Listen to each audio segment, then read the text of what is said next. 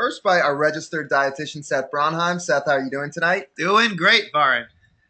We're talking triathlon nutrition, triathlon training, and we've got some of the real experts here to chat about their own experiences with us. So would like to introduce our esteemed panel for tonight as well. And let's start. These athletes are the folks that you see on the screen. We will start with the one in the middle, Natasha van der Merwe. Natasha, how are you doing tonight?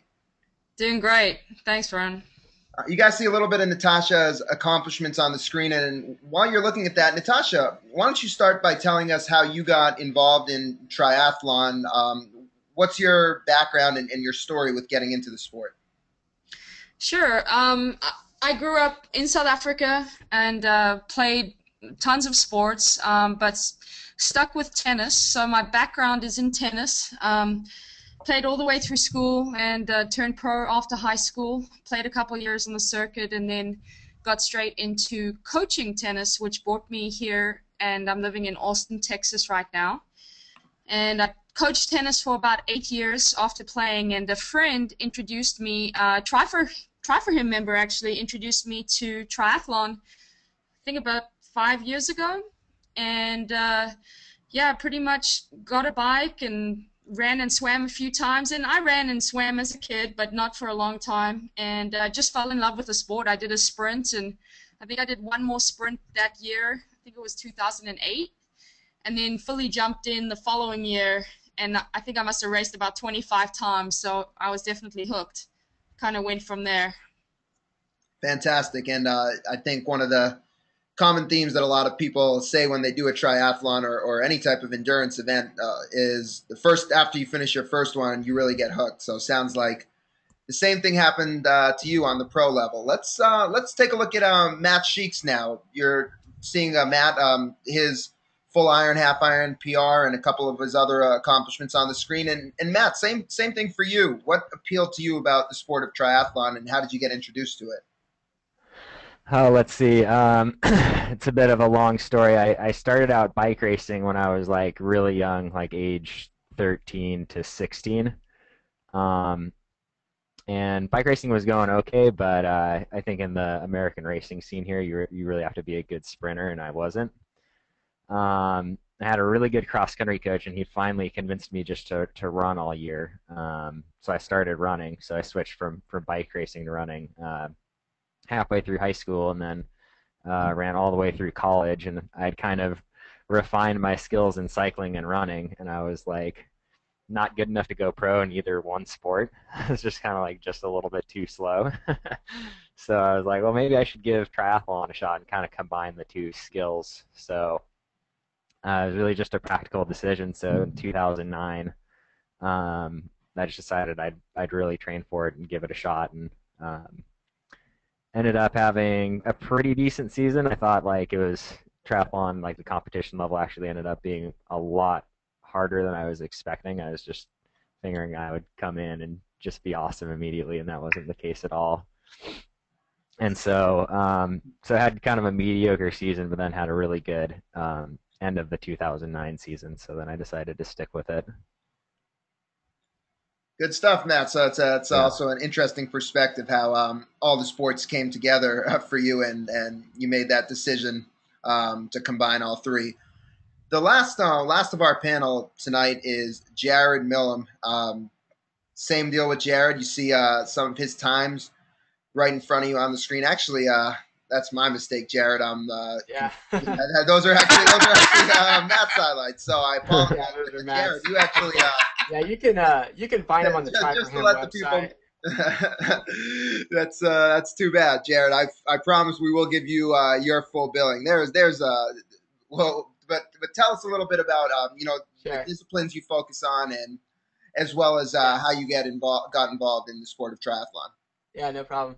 Well, like Natasha, my background was in a much different sport. I actually started off playing ice hockey around the age of 5.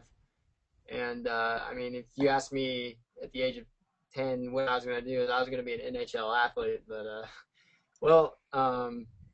people know me personally. I don't have that big of a stature. I'm kind of a smaller guy. And I actually tried out for the track team in 7th grade, and my junior high actually had cuts. I don't know why. I guess just around here it's cutthroat, but I did not make the team, and it angered me to no end. And I ran all year, and 8th grade came around, and I was one of the better runners on the team. And the coach still tells that story to this day for the people that don't make the team 7th grade year. But yeah, so pretty determined, and I fell in love with running, and it became a sport of, it was a passion really. And then later in high school, my swim coach, well, I mean, he wasn't my swim coach at the time, but he convinced me to join the team and do swim. And so I started doing that my junior year, and he's the one who created a triathlon in my hometown and here in Central Illinois. And I did it when I was 18, and I was hooked immediately, like you were saying earlier. And you know, I've been like kind of how what Matt said. You know, I've been running for a long time, but I've never been an exceptional runner, just kind of mediocre. I mean, depending on who you talk to, but you know, I've kind of put all three together and try to make something out of that. And that's how I really was able to compete on the level that I do.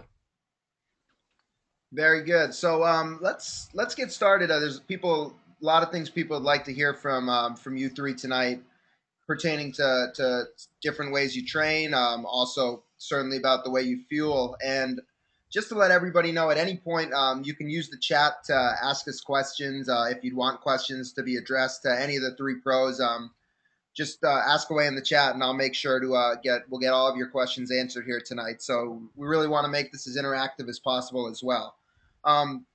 With that, Natasha, let's start with you. As the tri season is really in full swing now, and you've just gone through the process over the last several months of getting from the off-season shape into racing shape, you know, what are some of the most important things that you focus on as you try to work yourself into that racing shape? Well, you know, I guess the beginning of the season, you're just trying to get into a rhythm and develop a consistency in your training. And as we kind of get closer and closer to the season, I guess the volume just became more specific to whatever I was training for. So because I train on the triathlon training system, we actually do a lot of speed work in the beginning of the season. So a lot of my off season was tons of speed work and less volume. And that actually built me up really well to start the season. And then as we kept going, as I was training for the half, and then I just did Ironman Texas, we just added volume to that. And what was great about it is I was able to adapt a lot quicker to the higher volume and the higher workload. And I just felt I became a stronger athlete through that. And so right now I'm just, I guess, trying to maintain. I kind of went from Ironman Texas, and I'm going to do Ironman Coeur d'Alene next weekend. So we've just really tried to keep that fitness and continue to build on that with the same training program that I'm on. I mean, it's working great every week. It's I'm getting fitter and faster, and I couldn't ask anything more of that. So just trying to stay, you know, again, consistent, injury-free, focused, so that I, you know, just keep the fire, I guess, ready to race. Cool. Does that answer the question as far as the training? Yeah. So Natasha, so most people in triathlon, they'll spend 2 or 3 hours, a few times per week training, and they might think a bit more in terms of hours. But here, you're working on speed in the beginning. What benefit is that versus, trying to focus on your endurance first? Why would you focus on speed? I find it was easier to build stamina upon speed as compared to building kind of the slower and then trying to add speed as we got closer to the race. So basically we're driving the fitness up while having still a smaller workload was easier to do, because when you're pushing yourself so hard with the speed, it takes quite a bit out of you. And so if you're trying to do that and then focus on Ironman workload, which I got up to at the end, it just takes too much out of you. So it actually worked out very well this way as compared to the other. It's an interesting perspective, and Natasha, I'd like to, or excuse me, Matt, I'd like to flip that same question to you.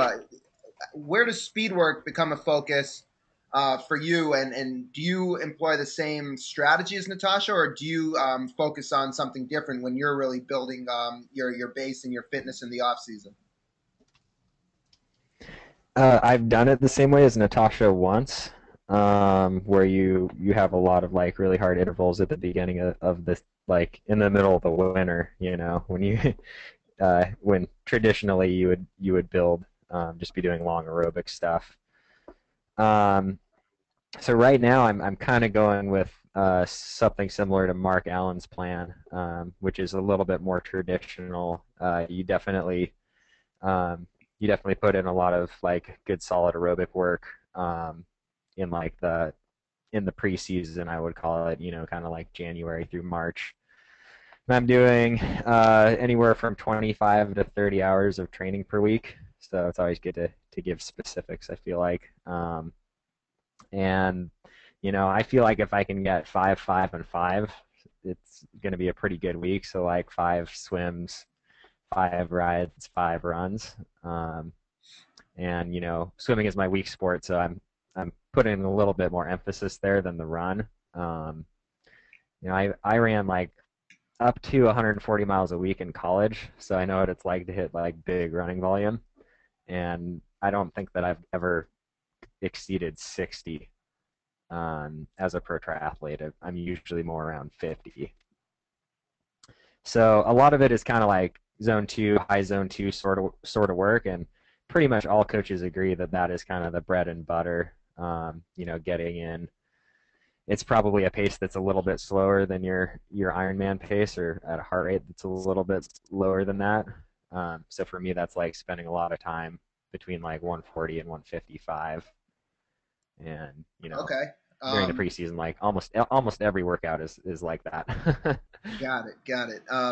Yeah. Jared, now I think like you to lend a perspective, you know, as a lot of folks they may start with the sprints or the Olympics and then you know progress their way up to the Ironman. What was the difference in the training burden? I guess how long did it take your body to really get accustomed to the difference in that burden when you switched from the shorter stuff into the longer stuff? Well, I mean, I hate to sound kind of bland, but I mean, it's really more simple than you think. I mean, it really just comes down to the training. When you're going to switch from the short course to the long course, I don't think there's a lot of secrets there. It's pretty simple. You got to increase the volume of your training. There's really no secrets to it. And so, I mean, I increased my long ride. That was a big thing. I'm weak on the bike, and I knew it. And 3 to 4 hour rides just weren't going to cut it. I had to do a long ride of 5+ hours for once a week. And that was a major factor in getting me fit, ready for the Ironman distance. Likewise, my long runs, you know, could be anywhere from an hour and a half to 2 hours. And I said, this isn't cutting it. I got to, you know, take it to the next level. So I made it a 2.5 hour long run every week. And the way I see training is it's really straddling that line of, well, first of all, I think everyone can agree that consistency is the most important thing. If you have consistent training, you're going to improve. But at the same time, if you're being consistent but you never push yourself ever, you know, you're never going to go to that next level. So at some point you got to have, you know, like what Natasha does, she does speed work where she's pushing herself into that anaerobic area. I think that's important. And at the same time, though, you can't be pushing yourself so hard to where you're bonking, and then that ruins the next day for you, and all of a sudden you're not being consistent anymore. and that's bad. And as we're going to get to next, or probably soon, nutrition plays a big part in that, especially when I'm doing those long 5-hour rides. If I bonk, that could screw up my next day, and now I'm not being consistent anymore. Jared, do you incorporate, besides the endurance aspect, do you incorporate strength training or core work to improve your overall muscular endurance in your training? I do, but not typically the way a lot of other athletes might. I only do it once a year during immediately beginning of the off season.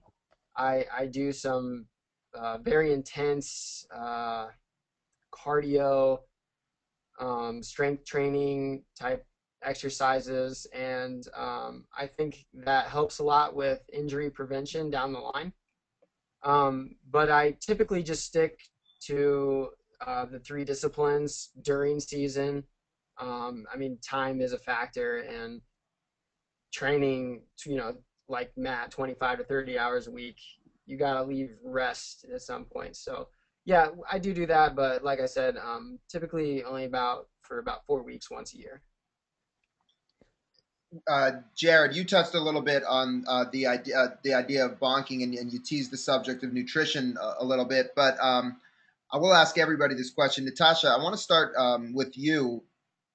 We hear a lot about the idea of bonking in in long endurance workouts, especially, and a lot of times it's attributed to lack of nutrition or not fueling properly, and that could very well be the case in a lot of instances. But as being someone who has the perspective of both an athlete and a coach, how much do you think that feeling or that idea of I bonked is the fueling related, and how much of it is tied into maybe just not being at the right level of fitness, and it's really more due to the fact that you haven't trained properly?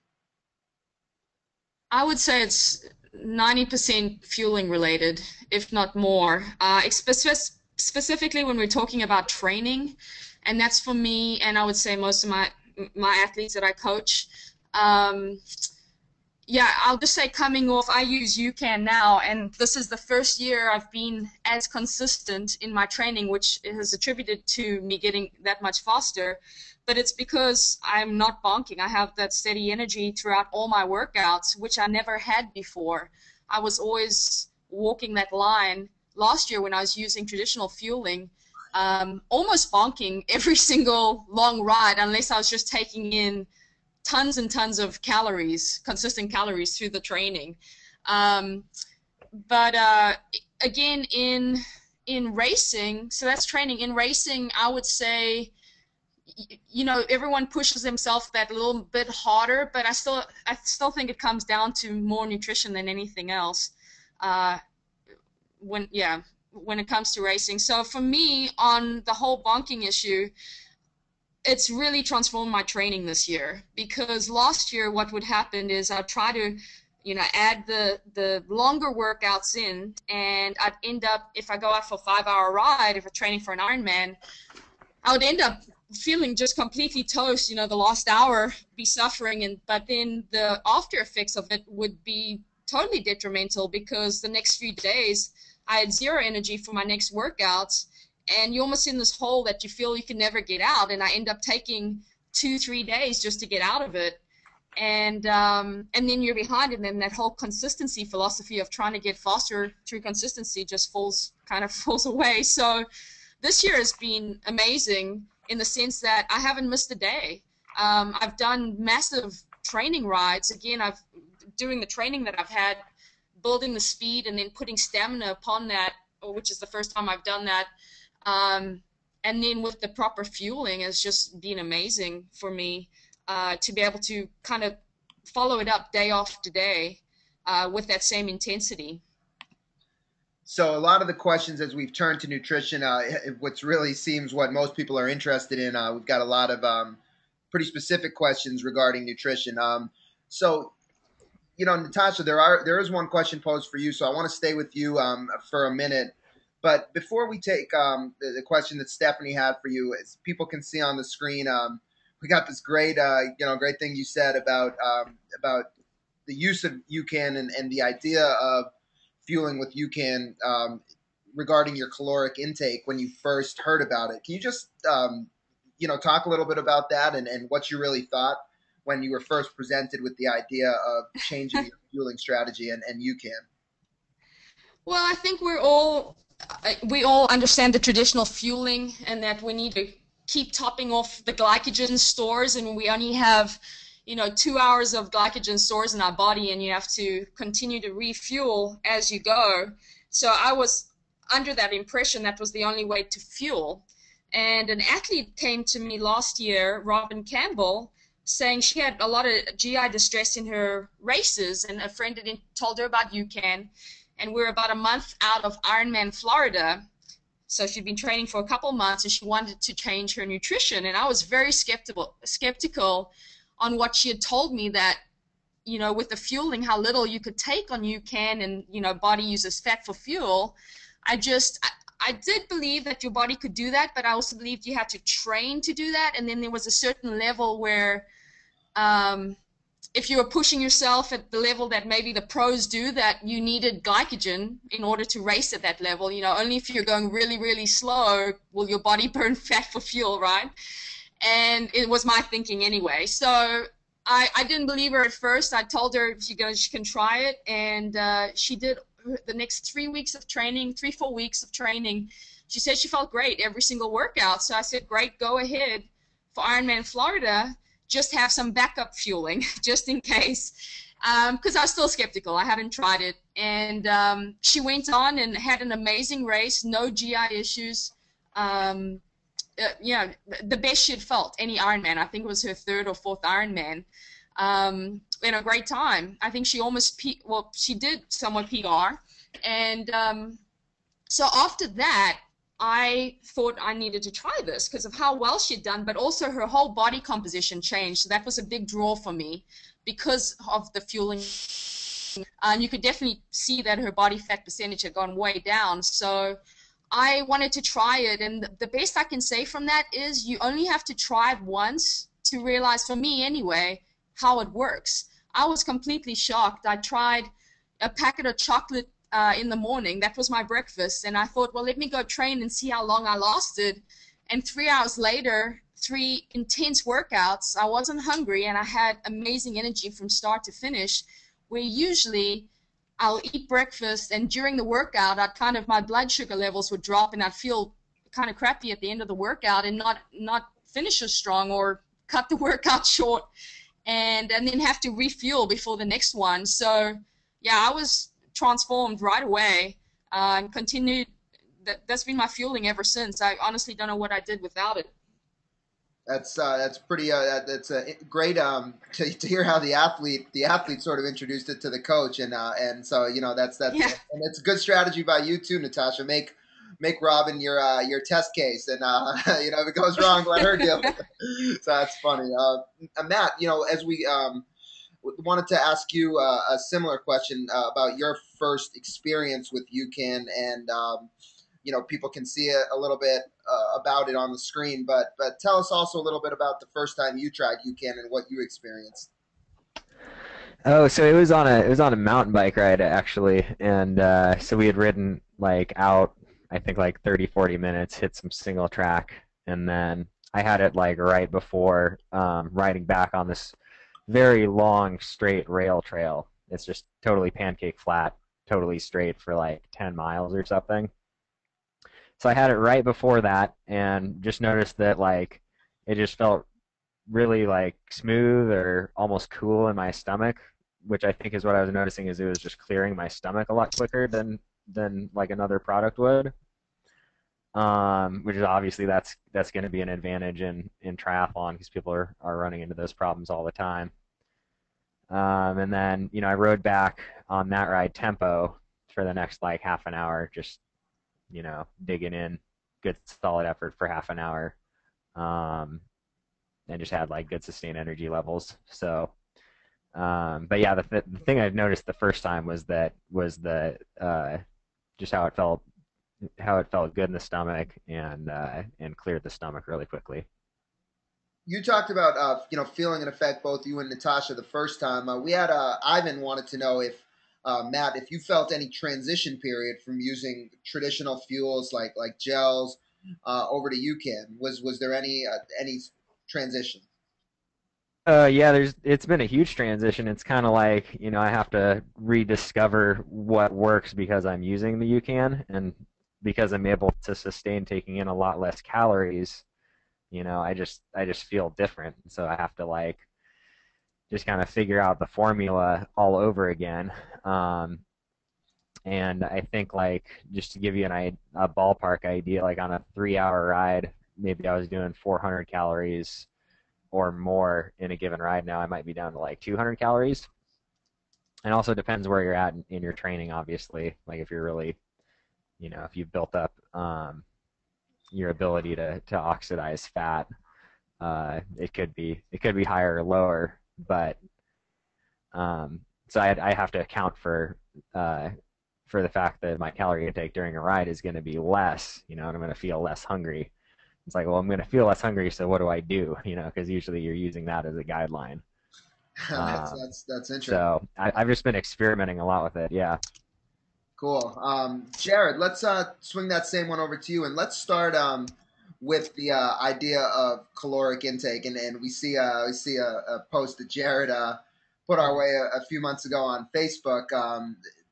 So Jared, I definitely want to ask you about your first experience with UCAN, but I want you to address Ivan's question as well. What was the transition period like for you to adapt to UCAN compared to your previous fueling? Sure. Yeah, well, one thing that I definitely noticed that was different was how much better I was retaining water, or in that sense, not getting dehydrated. Because I have a serious problem with that. I sweat more than most people, I think. And with the UCAN, I was surprised that, I would be doing these long rides, 5 hours or whatever, and even drinking a little too much and needing to urinate and so there did have to be some adjustment there, and like Matt said, you do have to kind of rediscover. You do need to experiment with your training and figure out what works for you using the product. I probably take more shakes than say Natasha would. I do need a little bit more protein, a little bit more to curb the hunger for me. And another thing is, for me, I do need to supplement with salt. I do lose a lot of salt. But like I said, I love the advantage of being able to not dehydrate by using it. I don't remember the exact science behind why that is the case. I do remember Seth talking about that, why you are able to not get dehydrated as much by using the product. But yeah, I did have to transition by learning how much regular water to drink at what point during the workout or the race, when I should be drinking the UCAN. I find that it's good to drink a little bit more water within the half hour than the UCAN to keep my hydration level good, and the protein. I use the protein kind for the long rides and long races. And then of course, when to use the salt, because I do sweat a lot of salt. So that's a good perspective. We had somebody asking about whether or not you would supplement with salt. So that's good that you brought that up, Jared. And we will get more into that specifically here towards the end. But Ivan wanted to know, when as you guys are all talking in terms of calories, and Seth, I'm going to pose this one to you to give us a little bit of perspective from the science. Ivan had asked when we're talking about using 300 calories of UCAN or X number of calories of UCAN for your longer ride, and you're reducing that caloric intake. He wants to know how many calories are you using versus how many calories you're burning in an hour. But Seth, as you're going to tell us, you have to think about that aspect of it a little bit differently when we're talking about fueling with UCAN. So, we always think about calories as what we consume, but the truth is our most powerful form of calories are stored fat calories. So you'll be taking in less calories with UCAN, but that's because you're making up all the extra calories by burning your own fat calories. And it's really efficient because your stored fat calories actually have each gram of fat you burn is 9 calories per gram. So when you burn stored fat, you burn 9 calories per gram of fat burned over 4 calories. So you're able to really be efficient and not taking so many calories, yet use calories, but they're just your own fat calories. And that's what's really being burned per hour. You're taking less calories and burn your own fat calories. Towards the end, after we get a chance to hear more from all these pros, the pros will be joining us till about 9 o'clock. But at that point, Seth and I will briefly review the how exactly UCAN works and a little bit of the science behind it. We'll just take about 5 or 10 minutes to do that. So anyone who's interested in sticking on and understanding a little bit further why UCAN is promoting that use of your fat calories can certainly we'll cover that at the end. Natasha, we'll go back to you. And Stephanie had a question for you. She wanted to know, going into Ironman Texas, what was your nutrition plan and what was your actual nutrition intake during the race? It was a very hot race. And Stephanie wanted to know, did the heat affect your nutrition plan or did you incorporate something into your plan in anticipation of the heat? Great question, and I wish I did. I definitely needed more water on that race because I got dehydrated on the run and cramped up. I could have used some more salt, is what I would have changed. Yeah, going into the race, I'll take you through what I did. When I woke up in the morning, say 4 a.m., I had a chocolate shake, and I always mix that with chia seeds and some coffee. And that was it. And then I had a pack of lemon and sipped on water and like sugar-free, the Hammer Fizz tablets, which are electrolytes, through the morning. Right before I started, I had another packet of lemon and some salt. Looking back, I needed probably a little more something in my stomach, so I probably would take more of the protein shake in the morning, maybe 2 packs, or I would do just a little bit of oatmeal or something just to fill the stomach a little bit first thing in the morning. So that's what I'm going to do in Coeur d'Alene. And then on the bike, I had 1 bottle with 2 lemon UCAN in the 1 bottle mixed up. And I had that through to mile 56. That's what I did at Galveston 70.3, and it worked out great. And then I had another bottle at Special Needs with another 2 packs. So I had 4 packs throughout. My bike was around 5 hours. So it worked out to, an hour and 15 minutes per serving. And then I take a lot of salt. I'm a very salty sweater. And so I was taking... I take Salt Stick. It has 200 milligrams of sodium. I was taking about 8 an hour, and I still cramped up at the end, but I think that was due to I needed more water. I took 1 bottle each aid station in addition, and I probably needed a bit more. I probably should have taken 2 bottles. So that's, 40 ounces an hour of water. I probably needed closer to 50. On the bike, and then on the run, I was a little bit survival mode because I'd cramped up and the heat had got to me, which I wasn't prepared for. And I think, again, if I just taken more water is really what I'd needed, and more salt. And on the run, I had a flask in a shot flask. I had the UCAN mixed up, and so I sipped on that.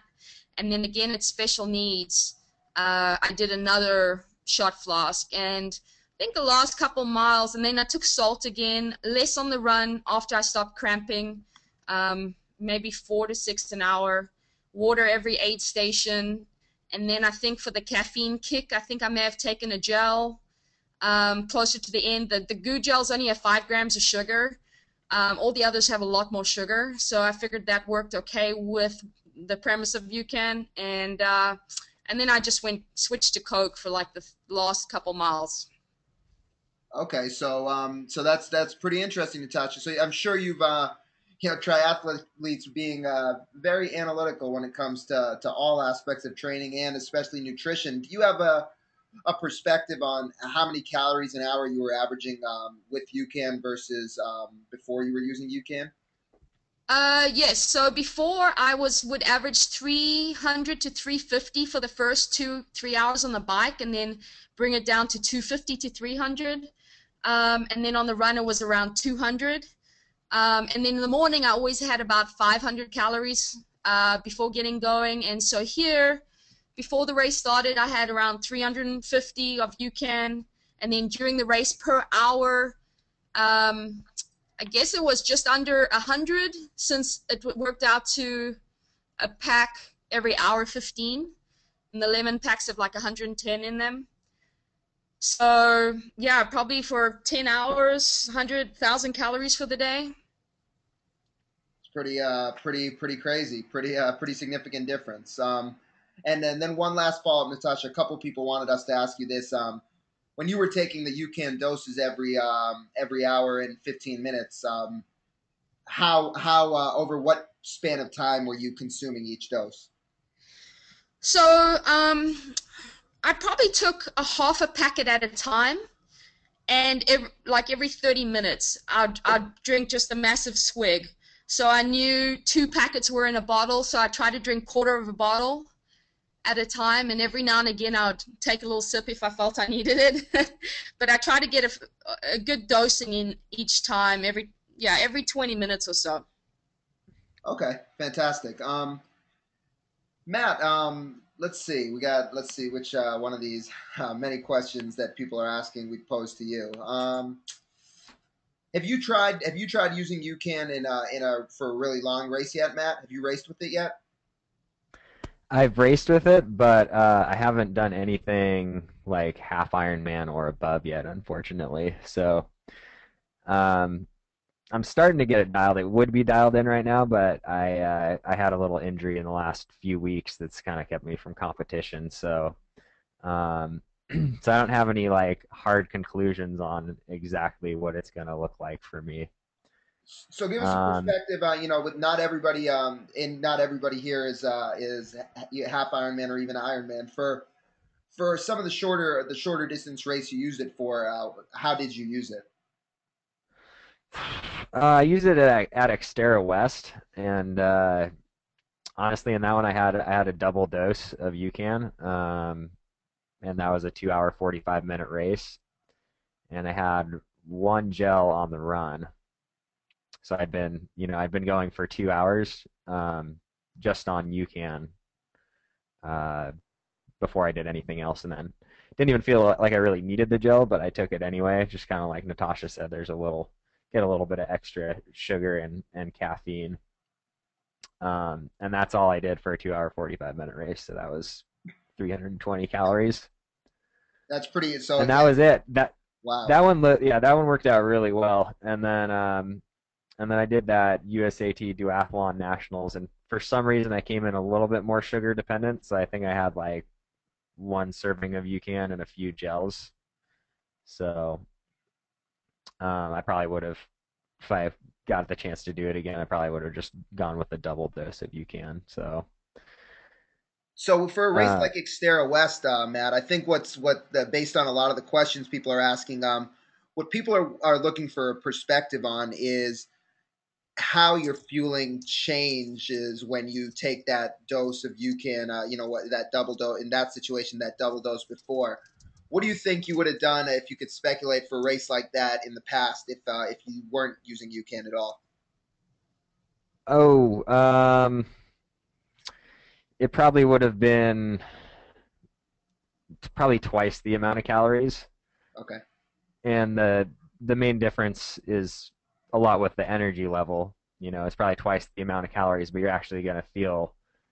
actually have more of the sugar spikes, and then the result is that you're going to have a little bit of a swing where you're going to feel hungry, and then you're going to feel like crap for a bit, then you're going to take the next gel, et cetera, et cetera. It's just energy levels are smoother with the UCAN, and also the total calories that you have to take in are less.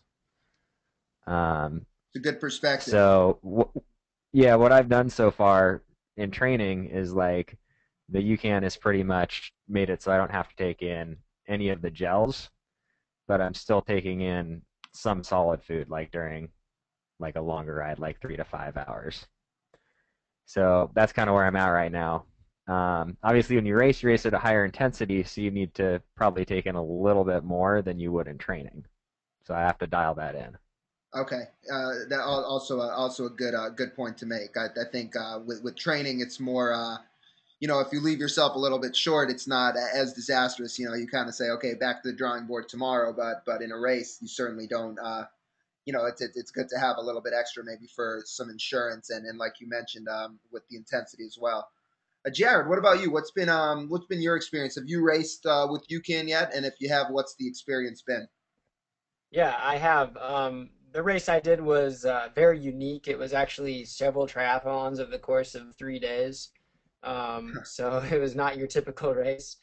But I actually did want to address a question about, how do you adjust for when you do have to pay attention to the weather. What is the weather like? Is it humid? Is it really hot?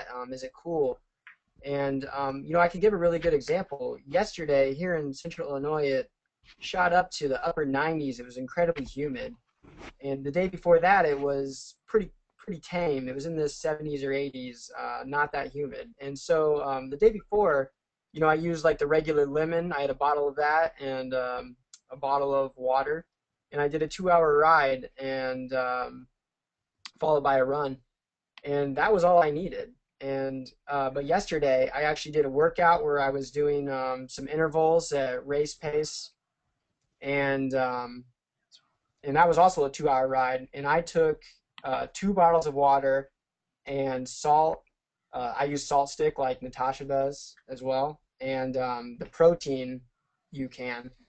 And I also followed that up with a 45-minute run and like the hottest part of the day, and it actually worked out really good. Because I paid attention to the weather. I knew that I was going to need the extra amount because my intensity was going to be higher. I was going to be sweating more because of the heat. And also I took in much more water than the day before. And I really cannot stress enough how much just regular water is really important. I know a lot of people just take Gatorade into the races, and that's okay. But if you don't adjust your system out with just good clean water. I'll give the example of Augusta a couple years ago, the Augusta 70.3. I moved into 10th place in the race and with a quarter mile to go, and I started puking up Gatorade, and I got passed because I took way too much. And also thought. yeah.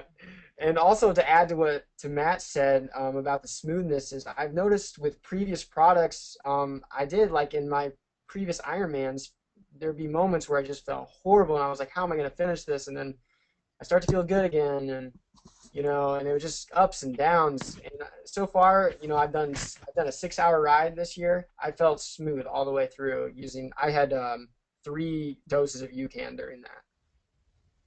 And once again, I paid attention to what kind of condition I was in as far as the weather, heat, how much I'm going to sweat, so how much water I need to take in. And that does come in from experimenting through training. You do need to figure out how you're going to fare those different weather conditions.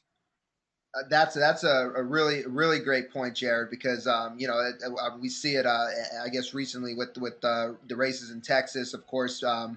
With in 2012, the Boston Marathon was particularly hot, and there was a lot of DNFs. So I think what you said is really right. Even with your nutrition, you wanna dial it in for different weather conditions because you only have that one opportunity on race day, and you don't want to have a situation where you've never trained in that weather. So that's a great point that you make. Natasha, we've talked. We heard a little bit from Matt about using UCAN for something shorter. How about you? You recently competed in Captex, an Olympic distance triathlon, and what was your nutrition plan for that? Yeah, that was really simple, actually. I just had the protein shake again for breakfast, and then I think I did only half a lemon pack right before the start. And on the bike, in the past, I would have 2 gels taped to my bike and then water. And this time I just had water kind of in my toe hands up front and then I had 1 bottle of the pomegranate UCAN that I sipped on during the bike, and that's all I needed. And on the run, I was fine. I felt great all the way through. Again, usually I would have had to take another gel or 2 with me on the run, just trying to kind of keep the sugar levels or the blood levels stable throughout. So 1 packet, 100 calories as compared to 4 gels, 400 calories, and a lot of fuss. Yeah, that's one aspect I definitely want to have everyone address is sort of that idea of simplifying your nutrition plan. But we had another specific question for you, Natasha. Tom is also doing Coeur d'Alene, where you mentioned that you'll be, and Tom wanted to know what was your plan for UCAN during the run. Are you going to pre-mix them in your special needs bag, or are you going to carry something with you? Yes. So what I do is I get those shot flasks that you can carry in your hand. I usually stick it in my shorts or something, and I'll have one in my transition bag, so with my run shoes, and I'll grab that immediately, and I'll probably take it, depending on when I took my last serving of UCAN on the bike. I usually maybe wait a couple miles before I take that first dosing of UCAN, and I'll drink that just kind of in one shot at one of the aid stations with just taking water. So that's really all I carry is that flask and then a salt container, which I'll take as I need.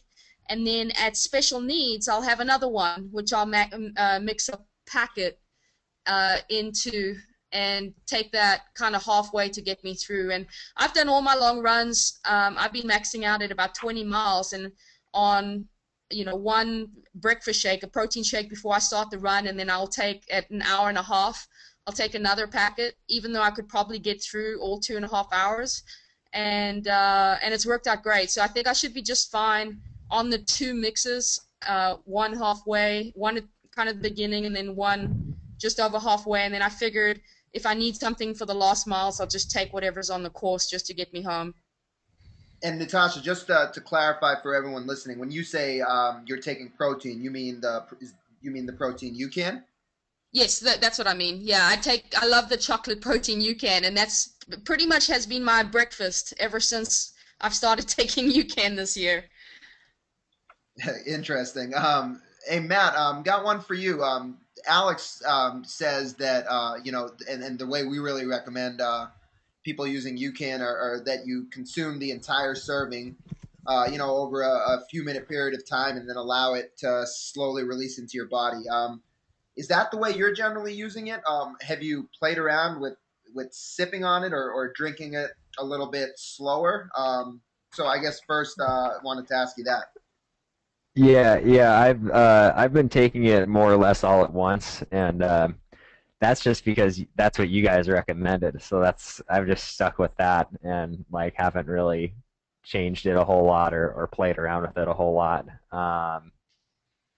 So obviously there's some interpretation in that. Taking it all at once, is that over one swig, or is that over 5 minutes? So I'm doing 1 serving of UCAN, so 110 calories, and I'll probably finish that within 5 minutes and try to get it down, something like that. That's perfect, Matt. Perfect. Yeah. Is that perfect? Is that what I'm looking for? That's perfect.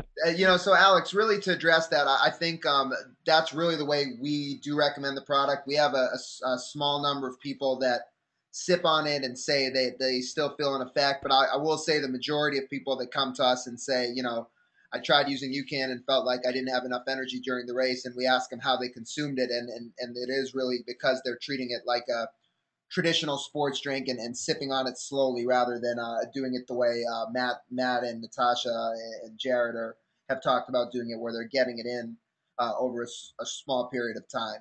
Matt, you had mentioned in the past that you found that UCAN helped you get to race weight much quicker, and we talked a little bit earlier about the idea that UCAN promotes the use of fat for fuel and allows you to use more fat calories during your exercise. Can you just discuss that whole idea about race weight and talk about the importance that you feel fat oxidation and burning fat plays in triathlon training and in triathlon performance?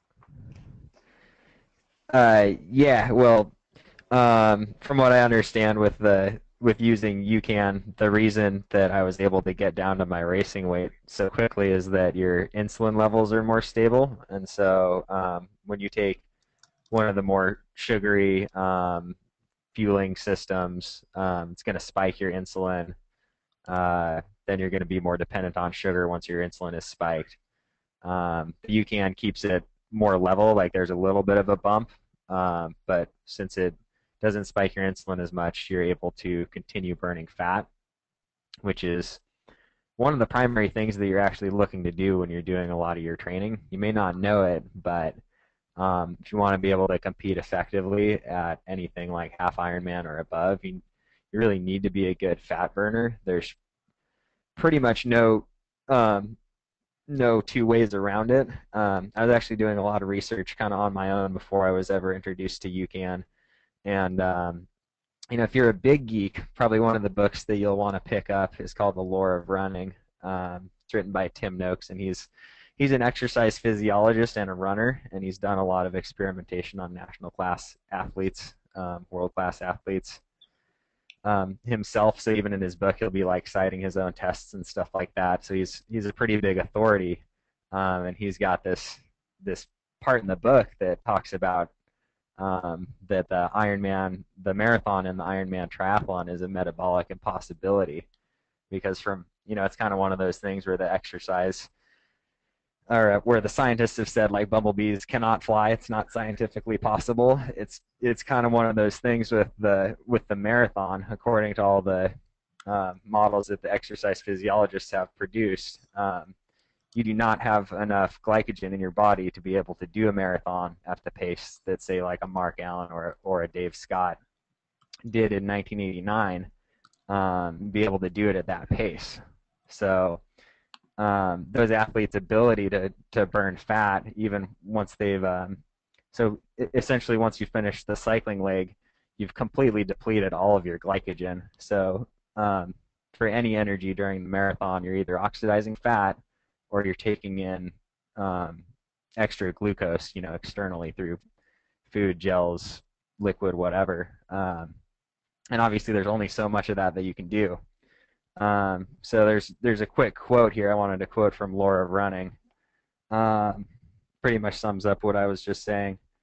So we discussed the paradox that the Hawaiian Ironman triathlon poses for exercise physiologists. It is quite simply that if we believe that muscle glycogen is essential for endurance performance because its depletion causes exhaustion, then we are quite unable to explain the running performance in that race of athletes such as Mark Allen and Dave Scott, both of who have completed the final 42-kilometer running leg in approximately 2:40. Yet every prediction is that after cycling 180 kilometers in hot and windy conditions at 40 kilometers an hour, their muscles must be almost completely depleted of muscle glycogen. Hence, their unique performance in the running leg must be due to the superior capacity for fat oxidation in their muscles. It is unlikely that this capacity is influenced at all by pre-race carbohydrate loading. Very, very, very fascinating quote. Really talks about, really talks about a lot of what people are saying these days, where that idea of loading your body with carbohydrates the night before is really sort of a thing of the past, and it's about that ability to tap into your fat stores. So it's a good perspective and a very appropriate quote with all the things that we've been talking about. That fits in pretty well, Matt. Jared, yeah. A couple people wanted to transition over to you, Jared. Wanted to get an idea of what you guys like to eat for breakfast before a long training session or before a race. So maybe you could give us an idea, Jared, of what you like to do and how you like to time it. How long before the race do you like to eat something? Yeah, I typically only eat, let's say if it's before a race, it's not a lot of food. I mean, maybe a banana, a bagel, a power bar, or something like that. And really only, I'd say, an hour before the race, maybe 45 minutes, I'd sneak in a snack or something. Um, but, like we've been saying, now I would consume a UCAN shake about, an hour before. And with my training, well, let me go ahead and say with that race I had done earlier this year, that was unique. If anyone's interested in looking it up, it's a pretty crazy event. It's called the Ohio American Triple T, and it's actually 4 triathlons in 3 days. And so I'll use that as an example. You do a sprint triathlon Friday afternoon. You do an Olympic triathlon Saturday morning, another Olympic triathlon in the afternoon, and then a half Ironman on Sunday morning. So it is intense, and you really have to pace yourself. Now, I took a lot of UCAN during that weekend. For example, Saturday, I took it in the morning. I had it with me on the race for that morning race. I took it after the race. I've never felt that good on the Saturday afternoon race. This is my 3rd year doing it. I've never felt that good before. And like I said, the time frames were all about what I've been saying, about an hour. Not a lot of, I mean, obviously, in the time when you can eat food, I was consuming as much as I possibly could, like that night or whatever, because it is ridiculous. And Sunday morning, I can't believe how good I felt once again. I mean, unfortunately, well, I was on a team this year. The past 2 years I did it solo. This year I did it with a buddy of mine. Unfortunately, we did get a flat tire on the half iron. We still won the team division. But I mean, he was not using UCAN, and he was really struggling. And, he's a pretty fit guy. He's up there with me, and he was really struggling on that run for the half marathon. But I had fueled properly. I was aware of the humidity that day, and like I said, I've never felt that good during that race. I'm sure a lot of it has to do with that I was more fit this year as well, but So Jared, if I understand you right, you're not really eating.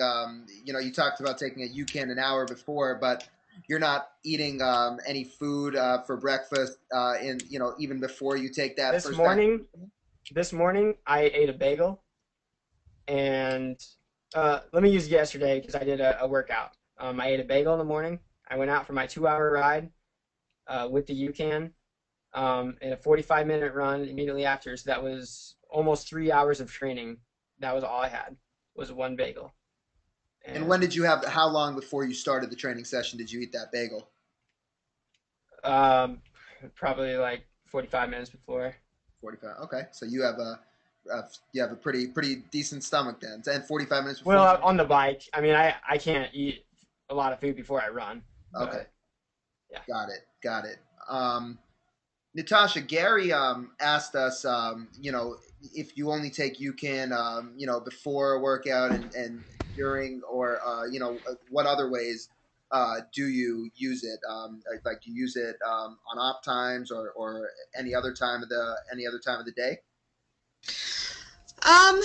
Not really. The only time I see myself using it is if I'm really hungry, kind of like I am now, with kind of the peak of my Ironman training, so mid-afternoon, and if I have another session in the afternoon, then I'll take it again, and the protein seems to fill me up a little bit more, and so if it's not a highly intense training session, then I'll have another protein UCAN as compared to having a snack in the afternoon as kind of my mid-afternoon snack.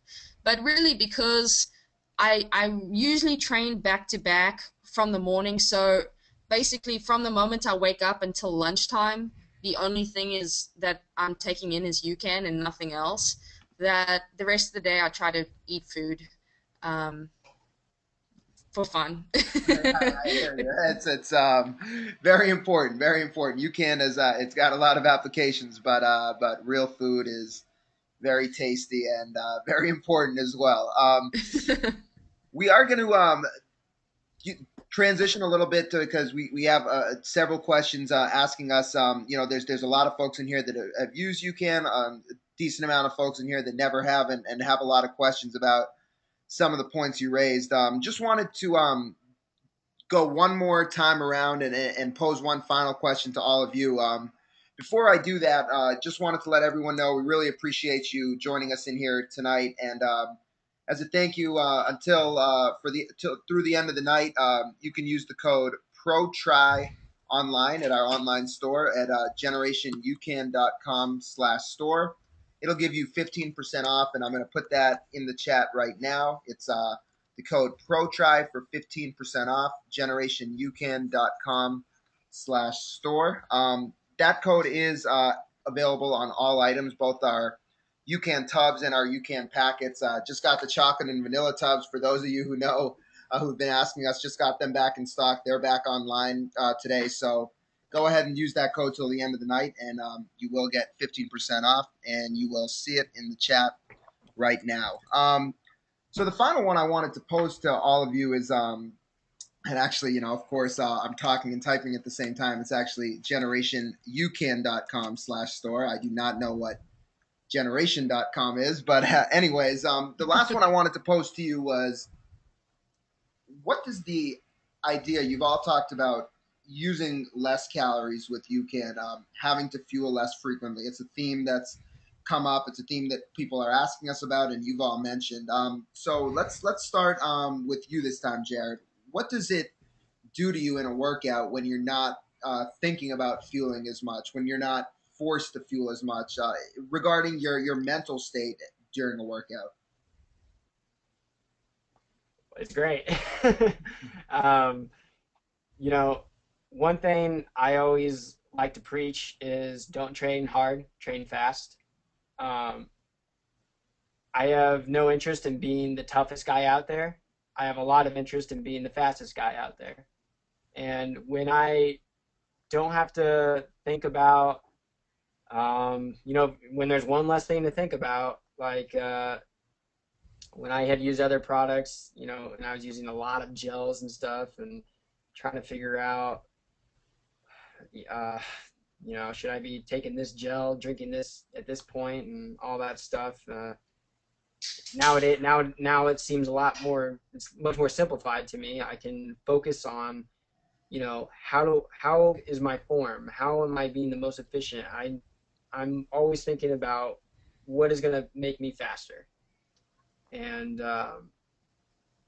so not much more else to it. It's great to be able to focus on those aspects rather than the things that are really just going to bring you down. Because really, nutrition is just avoiding bonking. That's the whole point. It's avoiding hitting that place where you're falling apart. On the level that we compete at, and this can apply to anybody. You have your own level, and it's not so much of I think you understand what I'm trying to say, though. Like when Absolutely.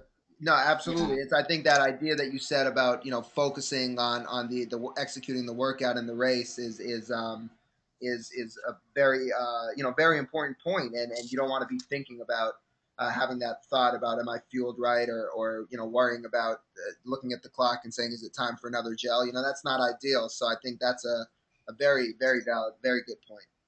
Right. I mean, before I got tongue-tied there, I mean, what I was really just trying to say is you're trying to, like I said before, straddle that line of pushing yourself, but obviously not going over. And nutrition is a huge part of that. But as we all know, it's a very mental sport. So, like you said. Thanks, Jared. Matt, how about you? What's the UCAN done for you mentally in terms of the ease? Well, if you're not bonking or having periods of low blood sugar, I mean, obviously that's going to do a lot for you. If you are having those low blood sugar moments, your motor skills probably aren't as good. Your concentration is not as good. From what I understand, like your brain is going to run mainly off of glucose, some sort of carbohydrate. Seth probably knows a lot more about that than I do. So if you're you're more stable, you're just going to be able to concentrate more, and just the movements of your body are going to be more efficient and more stable across the boards. Absolutely. And Natasha, how about you? Any feedback on that question from yourself? Yeah, I think I would just be repeating both of them. I mean, obviously, fueling on UCAN, it allows me to train uh, from start to finish the best that I can. Whereas I would drop off my intensity level and my focus would drop off at the end. And of course, how simple it is. I have a 5-hour ride tomorrow, so instead of laying out a big buffet of food and gels and stuff, I can just pack 3 bags of UCAN, and that's just so simple. Take it kind of as I go. But the other fun thing I want to say is, as far as the fueling, I just love the fact that I can eat what I want to eat. Before, because you took in so many calories when you trained, I didn't feel, you think you train for 5-6 hours and you'd kind of lean down, but because you're just stocking your body with sugar and carbs, you really don't, and so you really have to watch your diet outside of that. And for me, the biggest change is that I don't have to do that anymore. I can actually fuel correctly.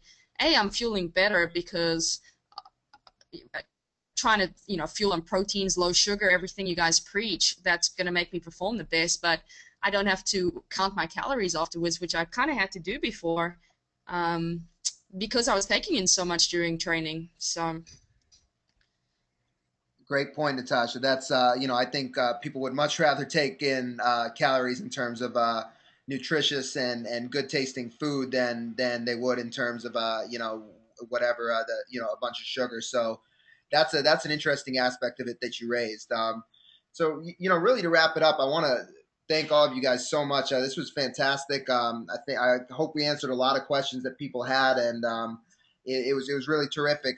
Really appreciate you guys giving up your some of your time this evening.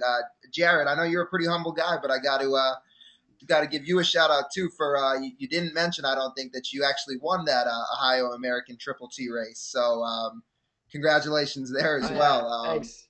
So that like I said, for the race, you can do it either as a solo individual or with a team, and I really suggest people look it up because it's really cool.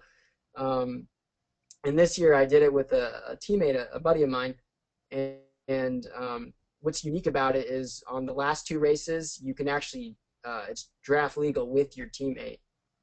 So if you have a very comparable teammate in terms of cycling, it can really benefit you. And so, I mean, that's why I was kind of saying how it was a bummer, because he got that flat tire.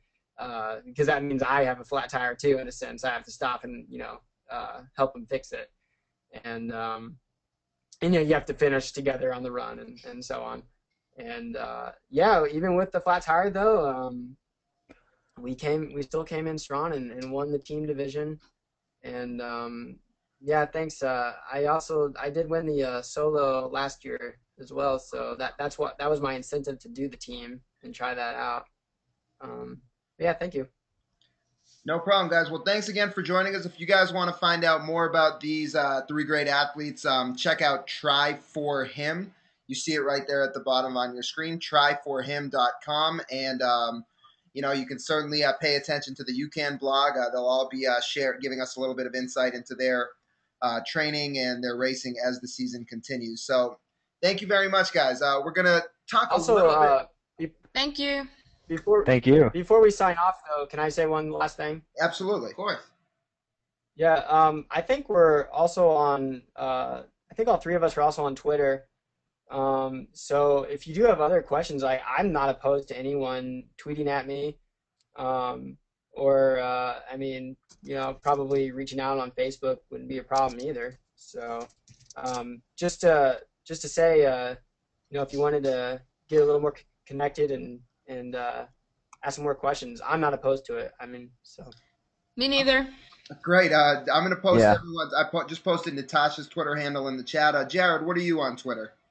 It's just my name. It's boring. Jared Milam. Jared Milam. And so that's Jared on Twitter. And Matt, are you a Twitter guy? Well, I have my Facebook connected to my Twitter, so whenever I Facebook it, it also does a tweet. But if you Google my name, I'm pretty much an open book on the internet. You can find my email. You can look me up on Facebook. I suppose you could try Twitter. Um, and it should be pretty easy to get a hold of me. So I would totally love any additional questions that you may have. Awesome, guys. Appreciate you all being so accessible. And we'll be in touch with you. We'll be in touch soon. Always love chatting with you. Thank you, guys. Thanks. All right, thanks for putting it on. Oh yeah, no problem. So let's get a little bit as we have a lot of questions. Let's, for those of you who aren't familiar with UCAN, go over a little bit of the science behind UCAN. And we talked a lot about blood sugar and utilizing fat. We're going to run through these pretty quickly just to give you an idea of some of the concepts we were talking about. So with a lot of endurance athletes, we've always been used to fueling with sugars and carbs, fast-acting carbs. But what does that create? What problem does that create in the body? So the big problem that people are running into, is especially before, for exercise, if you consume a, quick acting energy bar, a sugar-based sports drink, or even things like cereals, is that all the calories and sugars rush your bloodstream too quickly. So your body basically goes, I got all this sugar in my blood. Don't burn fat, burn the sugar first.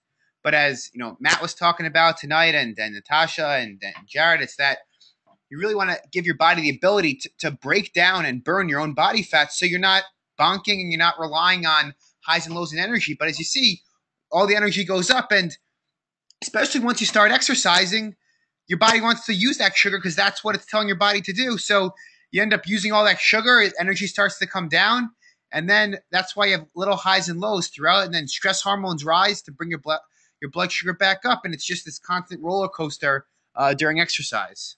So Seth was talking about, some of the, if we take a look at the pre-workout foods that a lot of us are having, whether it's your sports drink, your bagel, your cereal, your convenient energy bar, a banana, really what's happening is that all those calories are flooding your body at once and spiking your blood sugar. So we talked a little bit about the impact of those highs and lows in blood sugar. A big thing that we touched on a lot, and I want to just go slightly more into the science behind it, is when you spike your blood sugar, your body is not as efficient at utilizing fat as a fuel source. And why would we want to use fat as a fuel source? I think it's apparent if you're somebody who's trying to lean out and lose some weight. But what about, just anybody if that's not one of your goals? So even the leanest people, 180 pounds, 5% body fat, you have over 10,000 calories of stored fat.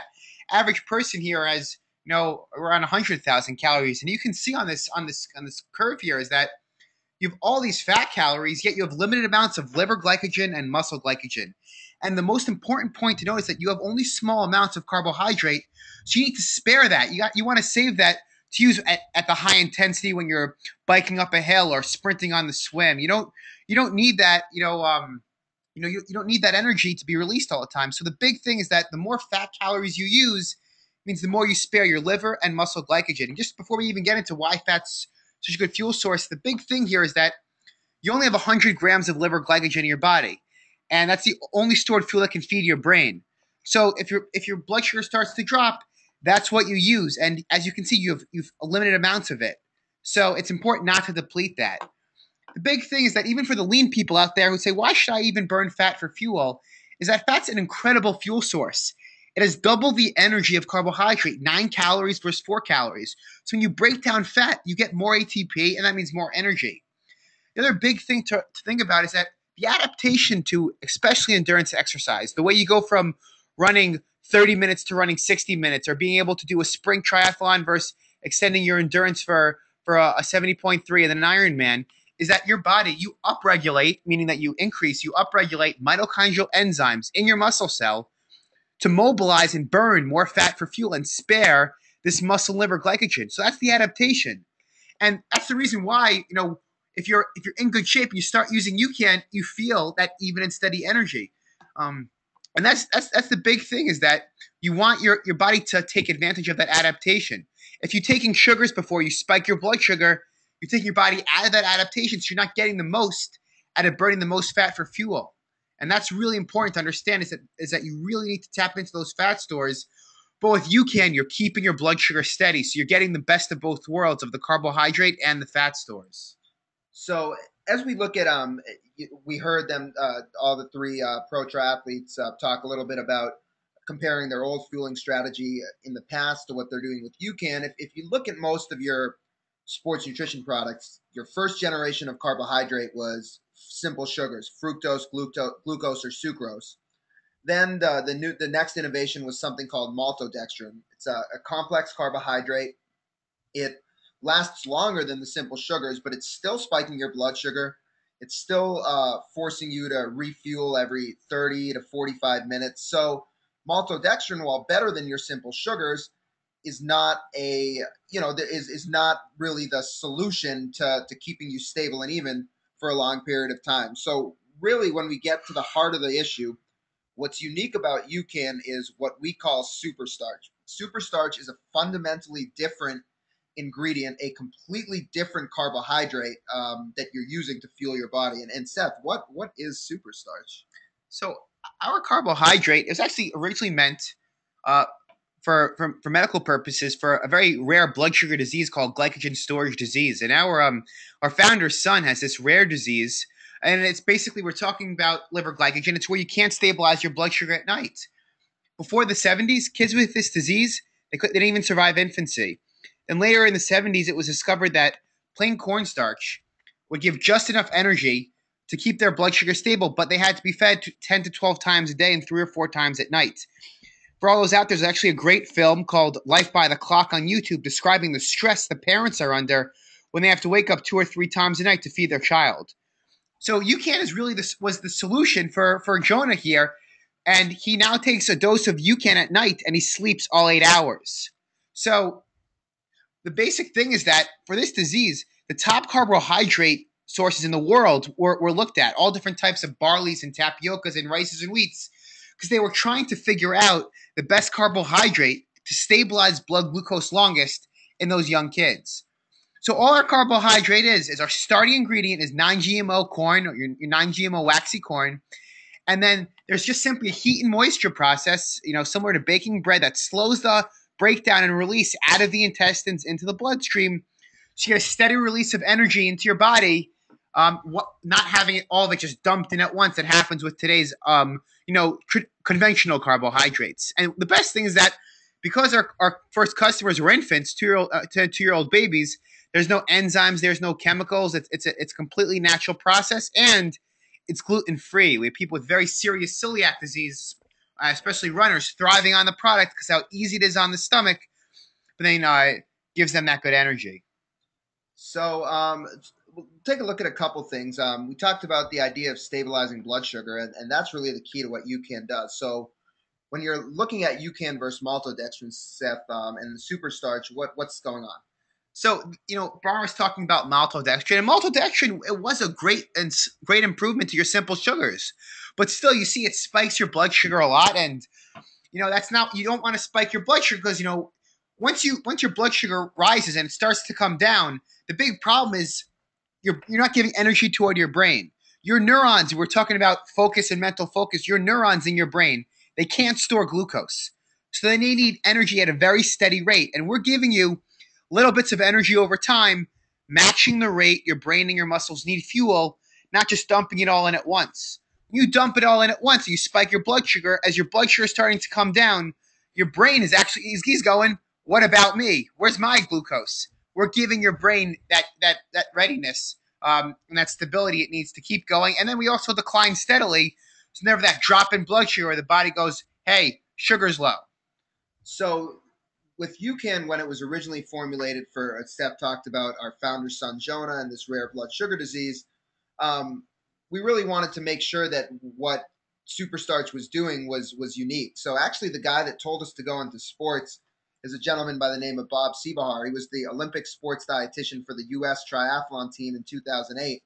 And Bob, when we sent him some of the initial properties and characteristics of superstarch, said, if this carbohydrate does what you say it does, it's going to change my profession. It's going to change the way I work with athletes. It's going to turn sports nutrition on its head. And what Bob was really so fascinated by, in addition to the ability to stabilize blood sugar, was what we're looking at on this graph. And then Seth, what is insulin and why is this hormone so significant to everything that we're talking about? So insulin is a storage hormone. We were talking about blood sugar, and basically when your insulin has two functions in the body.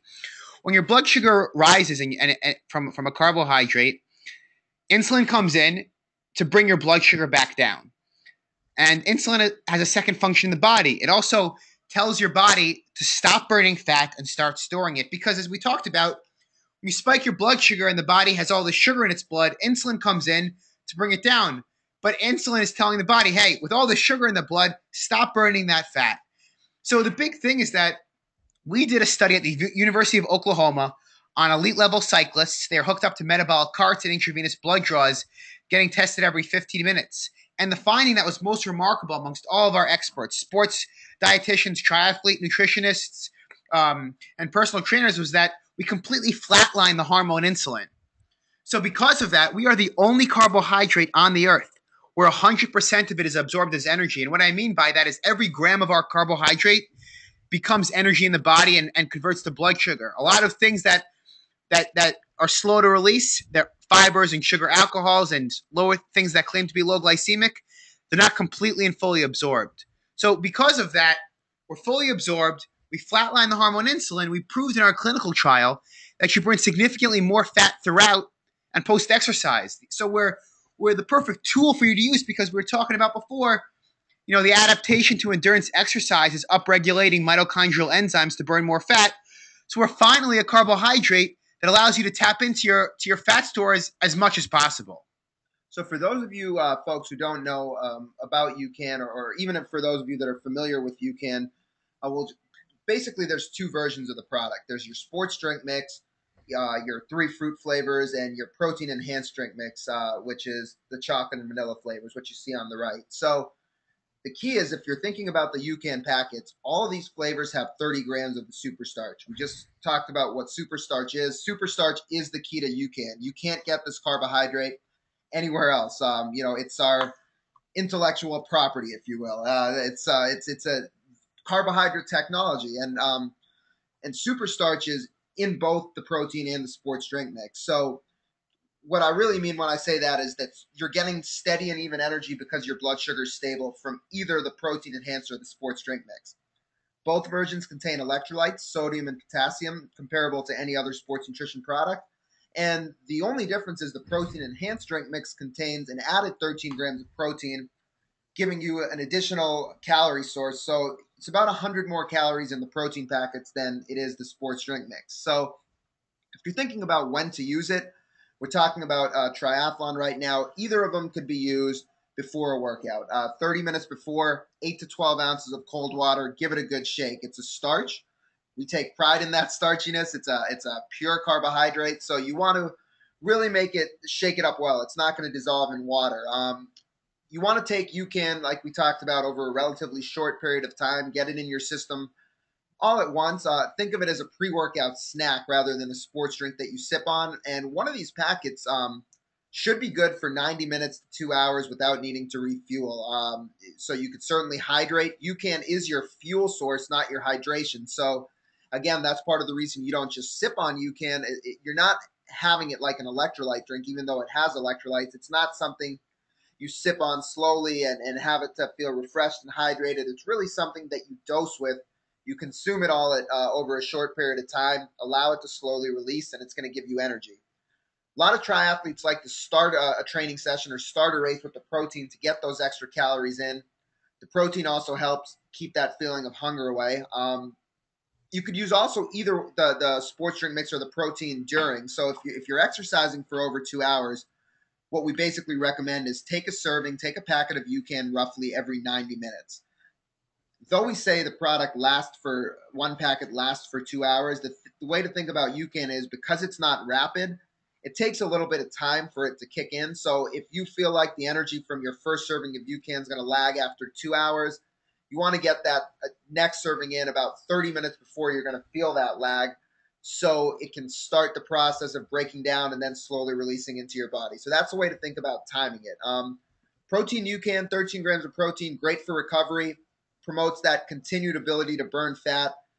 after a workout because it keeps your blood sugar stable. When you have a typical carb protein recovery drink that spikes your blood sugar, post-workout's a great time to keep burning fat. When you spike that blood sugar, your body reverts into burning sugar rather than burning fat post-workout. So you could certainly use the protein for recovery.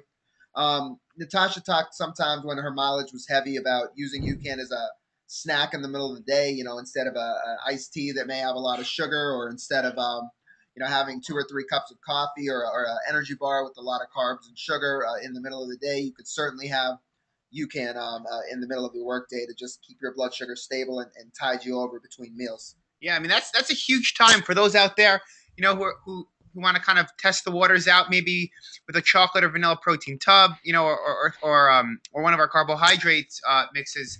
Some people, they love the way it makes them feel, and especially on non-workout days in between lunch and dinner, some people have a lemonade UCAN packet simply to tide them over because it's 100 calories. It's just going to keep your blood sugar very steady, but it'll keep your body freely burning fat rather than storing it. So we do have people who end up over time leaning down. I mean, I just spoke to a personal trainer today who had her clients have UCAN in between lunch and dinner each day, and also before her morning workouts. And she actually told me that this is a woman, she had gone from 205 to 195. She lost 10 pounds, plateaued for a few weeks, and then implemented the UCAN. And in 4 months, she actually went from 195 back to 165. And that was she told me that in January. And then I just spoke with her a few weeks ago, and she actually told me this client's taken off an additional 25 pounds since we last spoke. So the results keep coming through. So it's really a great tool for you to use, especially if you want to curb those sugar cravings and keep your blood sugar steady throughout the afternoon. We got a question from Tony who says, Tony says he's 200 pounds and he's doing an Ironman. He wants to know if there's a guide on how much UCAN he should take. I'm assuming, based on his weight. And we wanted to know, is it the same for all body types, or there are other guidelines based on weight? So, in terms of the, practicality, especially during an Ironman, many people have, let's say, they load up with 2 packets before the swim. They go on the swim, and on the bike, what they basically do is they might take a 20-ounce bottle, throw 3 servings in there. They'll have a third of it, every 90 minutes.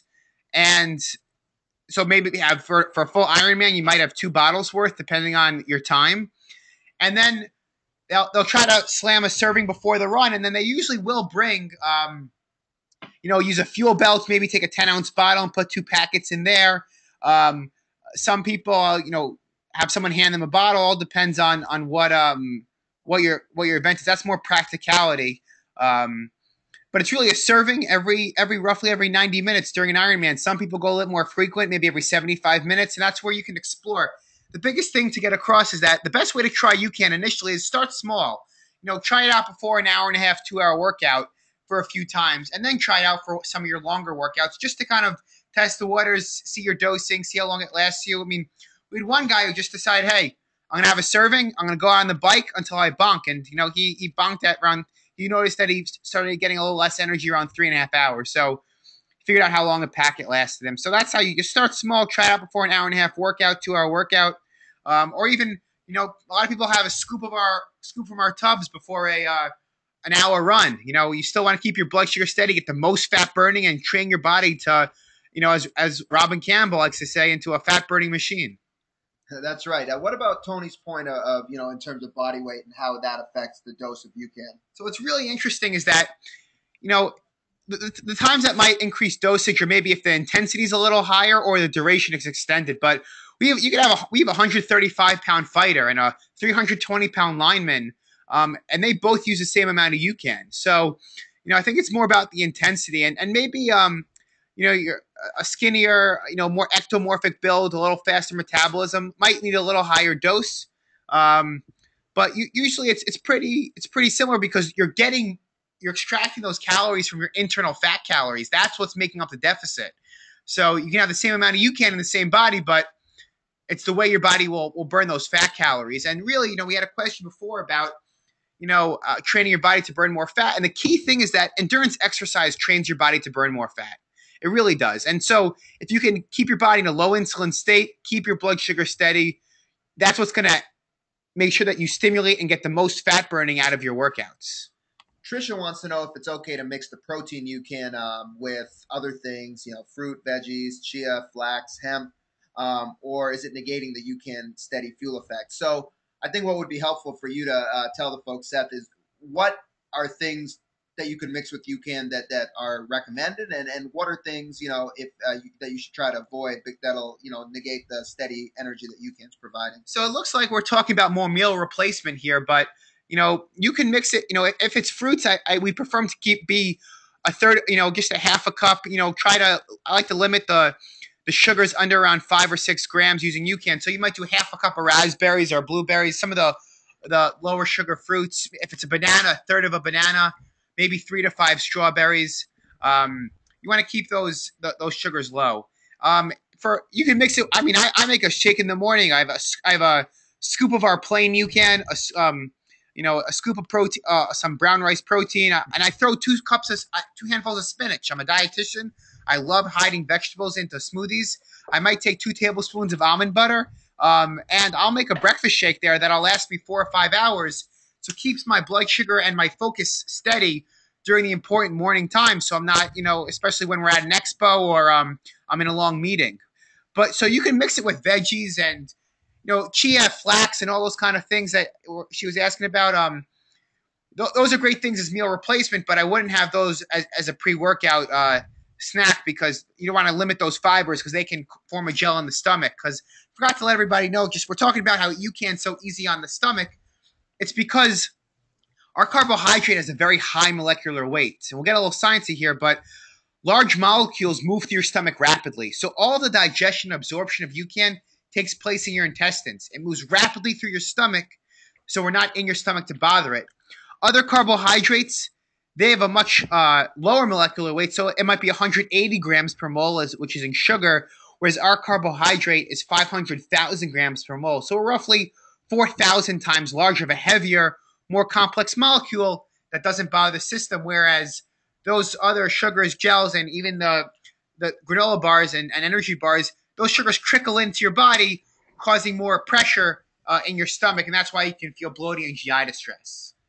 Julie wants to know if you can use protein UCAN throughout an Ironman distance, or should you use protein before the race, and then the non-protein UCAN during the race. So many people love, as Natasha does, to start out with the protein UCAN before the race because a little bit of that protein helps curb hunger in the stomach. Then during the race, most people, unless they're an ultra runner, really they'll use our lemonade, pomegranate, grand raspberry.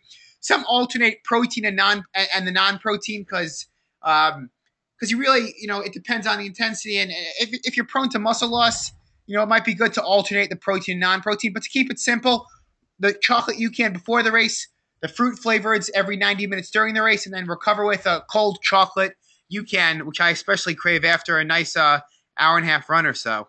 And Julie, you had also previously asked, can you go total on UCAN with protein for an Ironman? So if the protein doesn't bother your stomach, you could certainly do just the protein UCAN and get through a full Ironman. We've had people do it. You may want to have 1 or 2 additional things just for some variety or for hunger, but we've certainly had people do just protein UCAN, be completely fine from an energy perspective. So, and actually even the same using the sports drink mix without the protein. So it's really you really are getting those supplemental calories that you referenced in your question from your own fat stores, whether you're using the UCAN with protein or without. The advantage of the protein with UCAN for the very long distances is just curbing hunger. The protein helps silence that feeling of hunger in the stomach. In terms of electrolytes, the reason some people feel that they need to supplement with additional electrolytes is because even though UCAN contains a good amount of electrolytes, when you're doing those really long events, you're just fueling less frequently than you normally would with the gels or the sugars. And so you may end up, just because you're fueling less frequently, not taking in as many things that contain electrolytes. So any sort of sugar-free electrolyte mix, a Noon, there's a brand called The Right Stuff, which has salt sticks that Natasha referenced for additional sodium. You could certainly supplement with that throughout.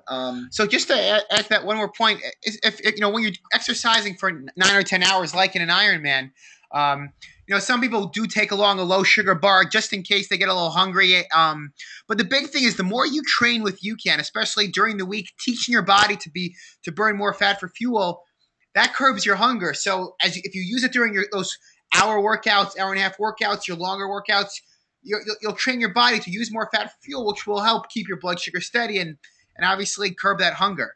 But if you get that kind of emptiness in the stomach, you can always choose a low sugar bar and bring it along with you and save it on the bike, or when you feel you might need it for those longer duration races, or even that 4 or 5 hour training session on a weekend.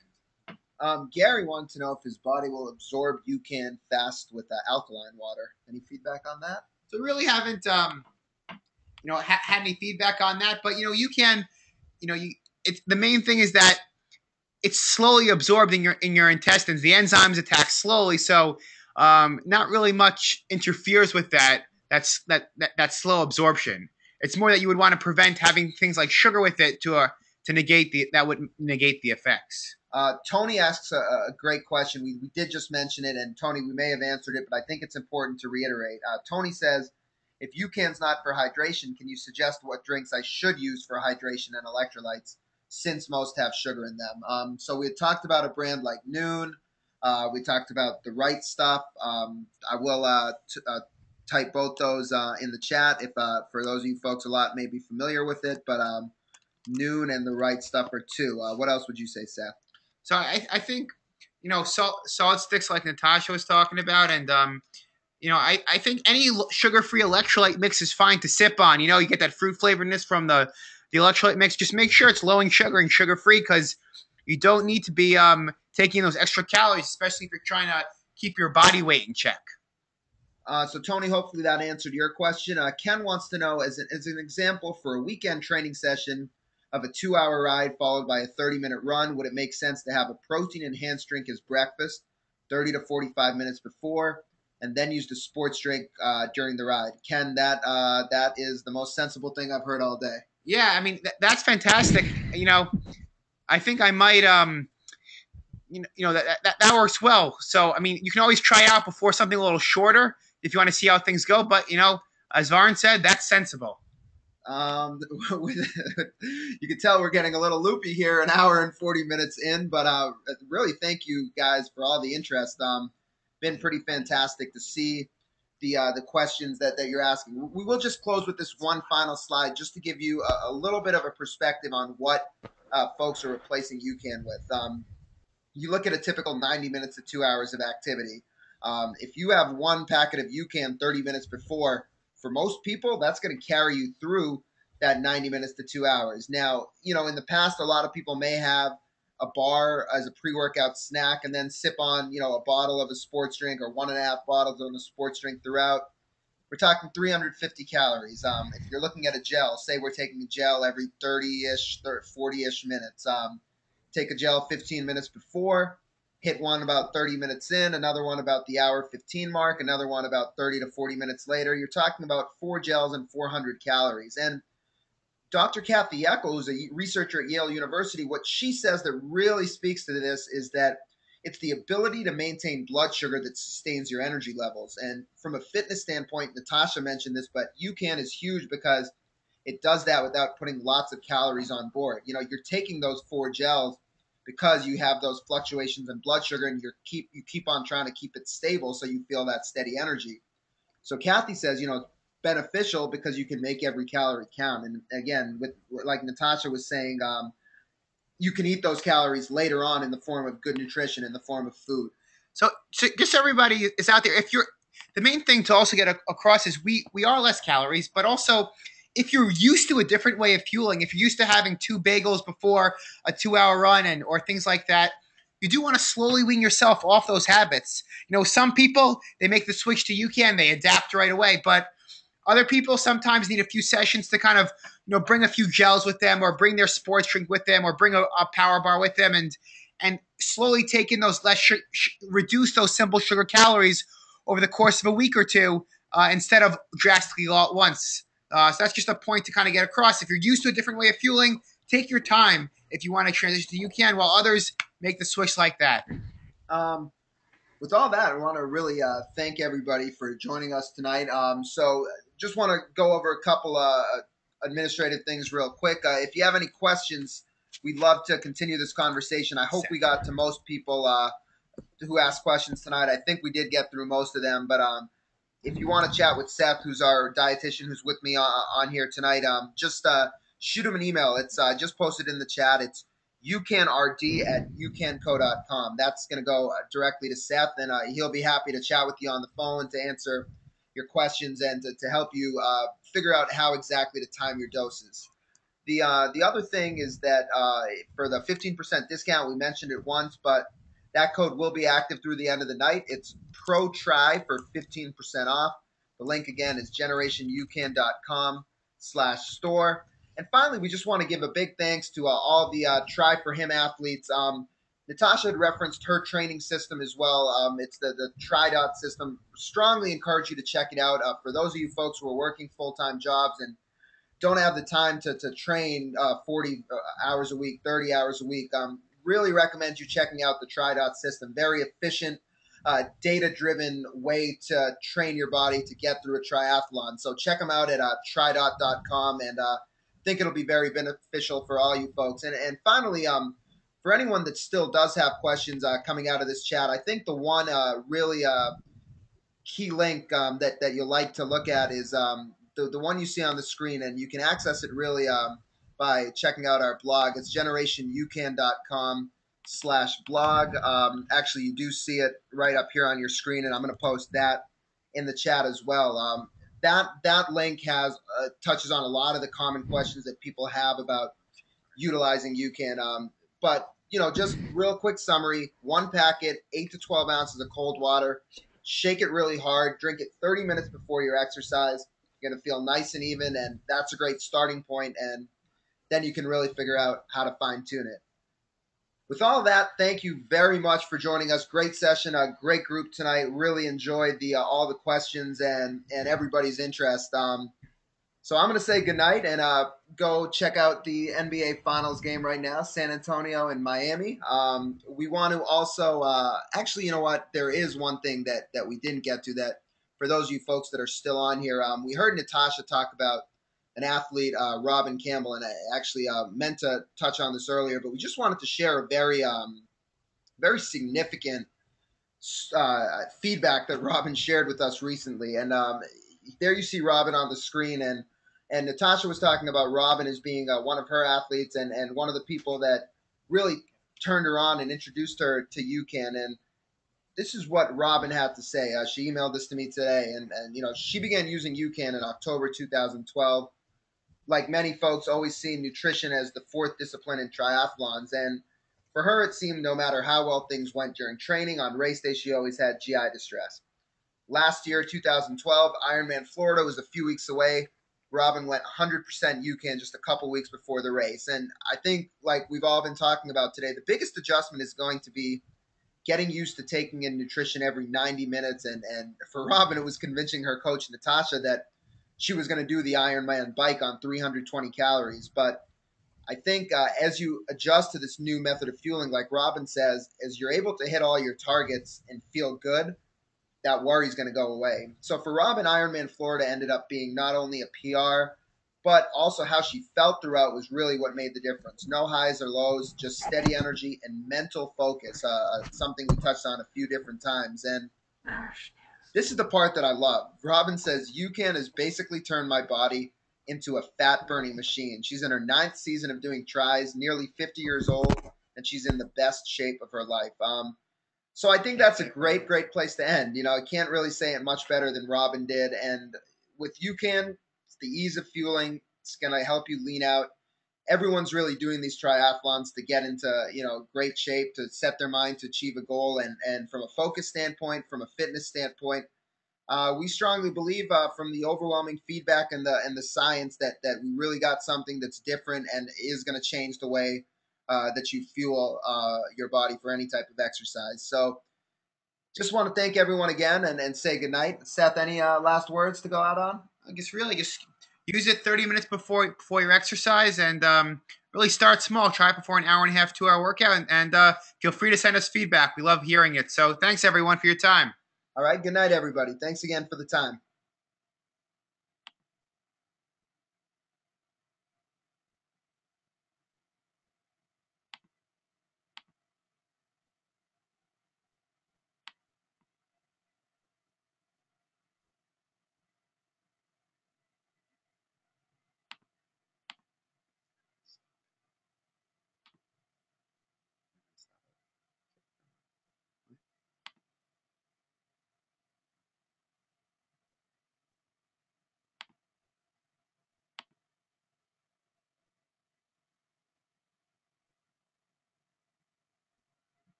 I think Chris is in.